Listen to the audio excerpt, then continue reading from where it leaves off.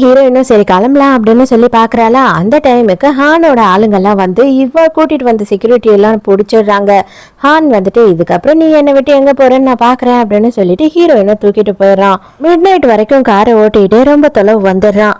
அங்க வந்து ஒரு இடத்துல காரை நிறுத்திட்டு அவன் என்ன சொல்றான் அப்படின்னு பார்த்தா, நீ வாழ்ந்தா என் கூட மட்டும்தான் வாழ முடியும், இது வரைக்கும் நீ பிரெக்னென்ட் ஆகாததுனால மட்டும்தான் இந்த மாதிரி விட்டுட்டு போயிட்டு இருக்கல, இதுவே இப்ப பிரெக்னென்ட் ஆயிட்டேன்னு வச்சுக்கோயேன், அதுக்கப்புறம் என்னை விட்டு உன்னால எங்கேயும் போக முடியாது அப்படின்னு சொல்லிட்டு ஹீரோயினை ரேப் பண்ண ட்ரை பண்றான். நீ பண்ண தப்பு இப்போ வரைக்கும் நீ புரிஞ்சிக்கவே இல்லைல்ல, இப்போ மேற்கொண்டு நீ தப்பு மேல தப்பு தான் பண்ற, என்னோட மனசுன்ற ஒரு விஷயத்த நீ யோசித்தே பார்க்கல அப்படின்னு சொல்லி பயங்கரமா கத்துறா.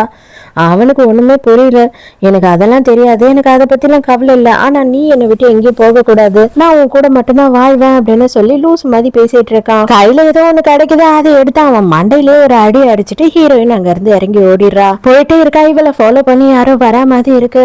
அவ்வளவுதான், பயந்து போயிடுறா. பார்த்தா நம்ம ஹீரோ தான் இவளை ஃபாலோ பண்ணிட்டே வந்திருக்கான் போல. நீங்க எப்படி இங்க வந்தீங்க அப்படின்னும் போது, ஆமா நான் தான் உனக்கு பாடி கார்ட்ஸ் அமிச்சேன், அந்த பாடி கார்ட்ஸ் தான் வேஸ்டா பண்ணிட்டானுங்க, அதனாலதான் உங்களை ஃபாலோ பண்றதுக்கு ஒரு ஸ்பை வச்சிருந்தேன் அப்படின்னு சொல்றான். அதோட அப்படியே கொஞ்ச நாள் போகுது. நம்ம ஹீரோயின் வந்துட்டு ஹீரோ மேல இன்ட்ரெஸ்ட் இருக்கு அப்படின்ற விஷயத்த எல்லாத்தையும் ஃப்ரெண்டு கிட்ட சொல்லிட்டு இருக்கா.